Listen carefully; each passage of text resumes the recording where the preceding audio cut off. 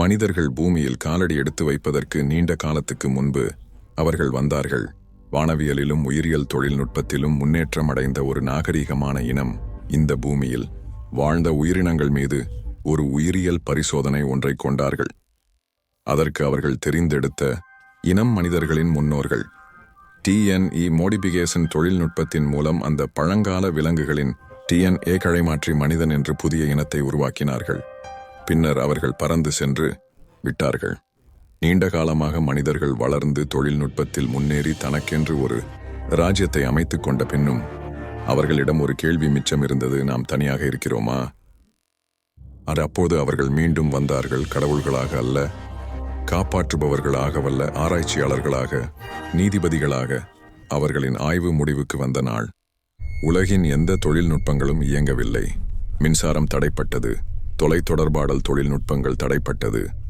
பூமிக்கு வெளியே நிறுத்தி வைக்கப்பட்டிருந்த செயற்கைக்கோள்கள் எரிகற்களாய் பூமியில் விழுந்தன. மக்கள் மரண பயத்தில் இருந்தார்கள்.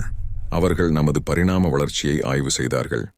நமது தொழில்நுட்ப வளர்ச்சி, போர் வரலாறு, சுற்றுச்சூழலை நாம் பேணும் விதம், அவர்களின் கருத்து கணிப்பின் அடிப்படையில் நாம் பிரயோசனமற்றவர்களாக கணிக்கப்பட்டோம்.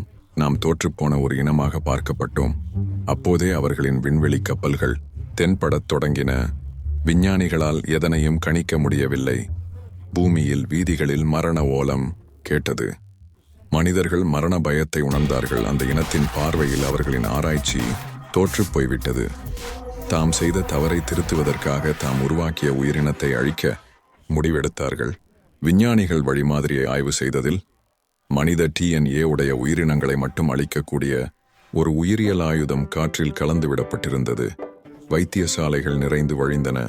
இறந்த உடல்கள் வீதிகளில் குவியத் தொடங்கி அமைதியான தண்டனை வானிலிருந்து நாம் முன் அறிந்திடாத ஒரு சக்தி வெளிப்பட்டது. மீதமிருந்த மனிதர்கள் அனைவரையும் அமைதியாக கொன்று தீர்த்தது. கத்தி இல்லாமல், இரத்தம் இல்லாமல் மிகவும் நேர்த்தியாக ஒரு தண்டனை நிறைவேற்றப்பட்டது.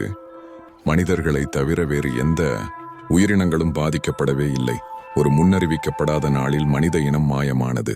மரங்கள், புல்பூண்டு, நீர், இதையும் அவை பாதிக்கவில்லை. மனிதர்களை மட்டும் வேரோடு அறுத்து விட்டார்கள்.